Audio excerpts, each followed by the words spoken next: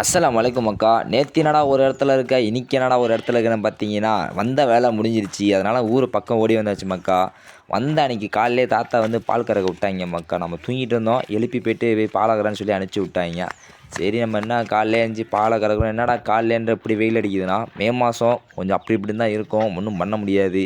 அதனால் நம்ம காலையிலே எழுந்துச்சி பாலெல்லாம் கறந்துட்டு வரந்த ஃபோனில் சார்ஜ் சுத்தமாக இல்ல.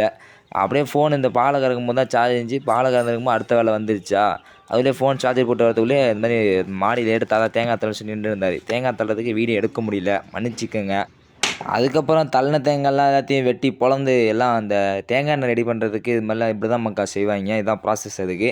அதனால் எல்லா வேலையும் நம்ம பக்காவாக முடித்தோடனே தண்ணி வந்து பாதியாக இருக்கும்போது தண்ணி பயங்கரமாக குடிக்க தாகம் எடுத்துக்கிச்சா, சரி ஆனால் இங்கே தான் அவ்வளோ கிடைக்குன்னு சொல்லிட்டு ஒரு குடிச்சு முடிச்சு உடனே இன்னொரு வேலை வந்துடுச்சு மக்கா. என்னன்னா அதுக்குள்ளே ஈவினிங் ஆகிடுச்சு.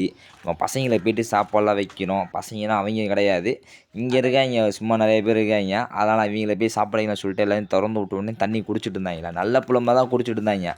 இந்த ஒரு காலை இவளை அவுத்து விட்ட உடனே இங்கே பாருங்க என்ன சேட்டைன்னு. இந்த சேட்டை கிடையாது, அங்கே போனோடனே தொட்டியில் ஒரே சண்டை மக்கா. நான் தான் குடிப்பேன், நீ தான் குடிப்பேன். அது தூக்கி ஒரு கல் சொருவிடுச்சு. போய் நின்றவொடனே எதுவுமே தெரியாத பச்சை புலமாக 2 பேர் தண்ணி குடிச்சிருக்காங்க. இங்கே பொல்ல ஆளு மக்கா. மாடு கட்டிட்டு இருக்கும்போது திடீர்னு ஒரு சவுண்டு. என்னன்னு பார்த்தா ஆக்சிடென்ட்டு ரோட்டில். ஒரு காரும் லாரி அடிச்சு சரியான அடி மக்கா. முன்னாடி வந்து பொலீரோக்கு வந்து முன்னாடி ஃபுல்லாக நசுங்கிடுச்சு. அந்த வேலையெல்லாம் பார்த்துட்டு நம்ம மாடெல்லாம் கட்டிட்டு வெளியே நம்ம கிளம்பலான்னு பார்த்தா, அங்கே பார்த்தா கொடுமை மேலே கொடுமை காற்று. என்ன சொல்கிறதுன்னு தெரியல. இந்த காற்றை வளைச்சி வளைச்சி மூஞ்சில் அடிக்குது. காது மூக்கு வாயெல்லாம் வெறும் மண்ணாக போயிடுச்சுடி. என்ன சொல்கிறதுன்னு தெரியல. சரியான காற்று. ஆனால் மழை வரும்னு பார்த்தா நான் போகிற வழில மழை இல்லை. நம்ம போனதுக்கப்புறம் நம்ம ஊரில் நல்லா மழை பெஞ்சிருக்கு மக்கா. ஓரளவுக்கு மேலே வண்டி ஓட்ட முடியல, அப்படியே நிப்பாட்டிட்ட மக்கா. வட்டாமாமே.